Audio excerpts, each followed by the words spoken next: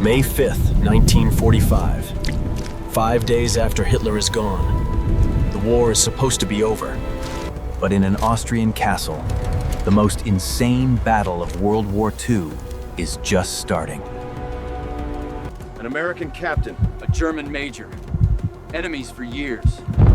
Now, brothers in arms. They are trapped in Castle Itter, surrounded, outnumbered. And the enemy isn't the Allies. It's the Waffen-SS, the fanatics. And they have orders to kill everyone inside. Major Gangl knows the SS won't show mercy. He makes a choice that looks like treason. The odds are suicide. 14 Americans, a handful of Germans, against 150 SS killers. The gate blows open. The strange alliance is about to face hell. But they made one fatal mistake. It is a sight never seen before. American steel and German precision, firing at the same target. But their only tank, Besotten Jenny, is sitting in the open. A sitting duck for the SS anti-tank hunters. The Sherman roars. It holds the line, keeping the monsters at bay for precious minutes.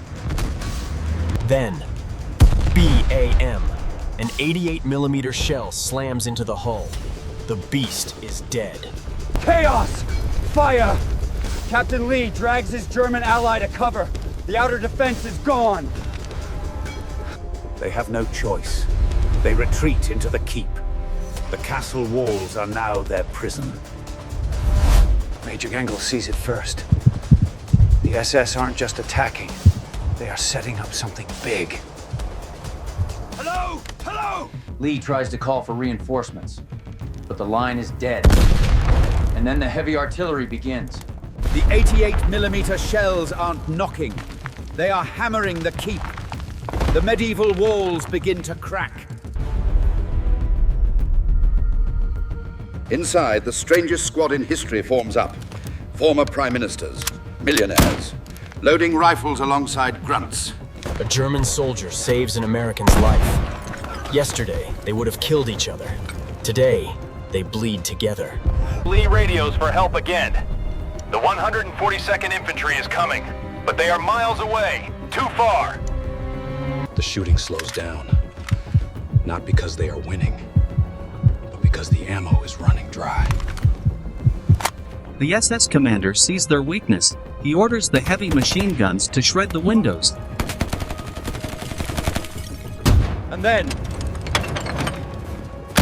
the final death sentence. The 88 gun aims point blank at the main hold. Boom! The 88 fires. A high-velocity shell slams into the keep's upper floors. The castle shudders like a dying animal. Paul Reynaud, the former French leader, is exposed, standing right in the sniper's kill zone. Major Gangl sees it. He doesn't think. He doesn't hesitate. He runs toward the man whose country he once conquered. He dives. A blur of Wehrmacht grey saving a French suit. But the sniper doesn't miss twice. The American captain holds the dying German major, a hero of the resistance, dead on the floor of an Austrian castle. The defenders are heartbroken, but they don't have time to grieve. The SS smell blood. They are breaching the lobby. Rage takes over. They fire everything they have left. But the clips are empty. The guns go dry. This is it. The end. The end. Doors up. The door. It's breaking. Lee readies his knife. But then, the floor shakes. A sound louder than the 88. It's not a German Tiger. It's an American Sherman. The 142nd Infantry has arrived. And they brought the hammer. The hunters become the prey. The SS turn their guns. But it's too late. The relief column opens fire with everything they have. The siege is broken. The iron ring of the SS shatters under the weight of American armor. Inside, Captain Lee hears it. The Ma Deuce. The specific rhythm of American heavy machine guns. He knows they made it. The relief troops storm the hill. They clear the woods. The fanatics who wanted to massacre the prisoners are now running for their lives. But then, confusion. A relief soldier sees a German uniform. He almost pulls the trigger. He doesn't understand what he's seeing. Don't shoot! The German defenders lower their guns. They aren't surrendering. They are greeting their allies. Captain Lee walks out. He shakes the hand of the rescuer. And then he points to the Germans. "They are with me," he says.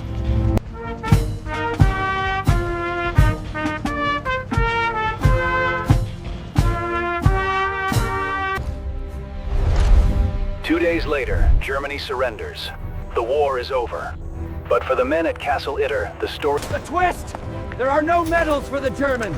The moment the shooting stops, the Alliance dies! They are disarmed! They saved American lives. But to the US Army protocol, they are just Nazis.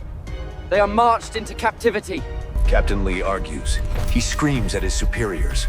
But the paperwork says, enemy combatant. There are no exceptions. Only Major Gangl stays behind. Buried in the town he died protecting. The world celebrates VE Day. The Battle of Castle Itter is ignored.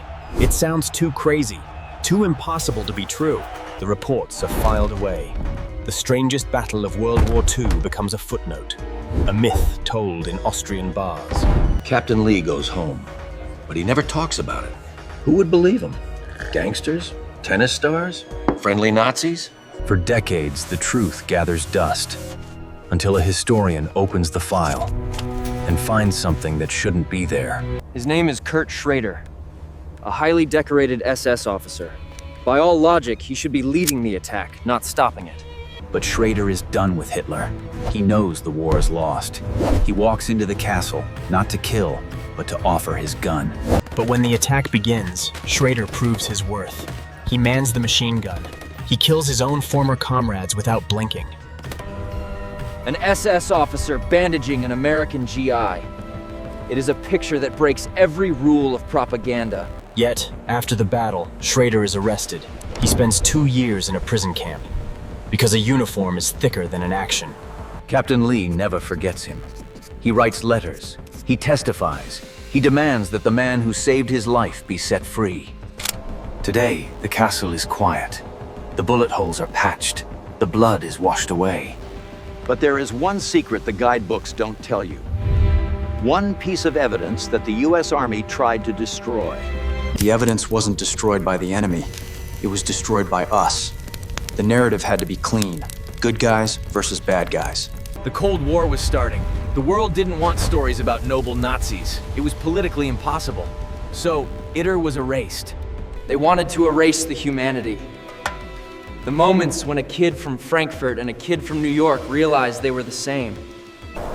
Kurt Schrader, the SS defector, rot in a cell. No medals were given to the Germans. No statues built.